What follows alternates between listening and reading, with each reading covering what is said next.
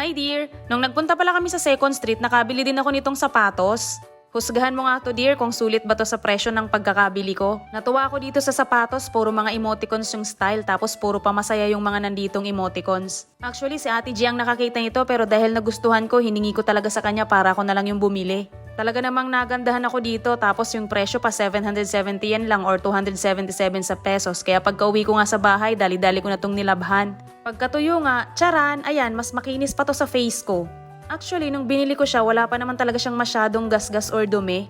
Feeling ko nga ilang beses pa lang tong nasusuot nung bumili. Tignan mo naman, napakakinis, oh, 'di ba? At pagkatapos ko ngang masipat yung sapatos ay nilagyan ko na ito ng sintas. Alam mo dear, dito sa Japan yung mga ukay-ukay ay talaga namang quality. Isipin mo naman yan, meron ka ng Reebok Classic na original tapos 277 lang sa peso. Eh parang mukhang bago pa rin naman talaga siya kung titignan. Excited na nga akong gamitin to sa gala ko.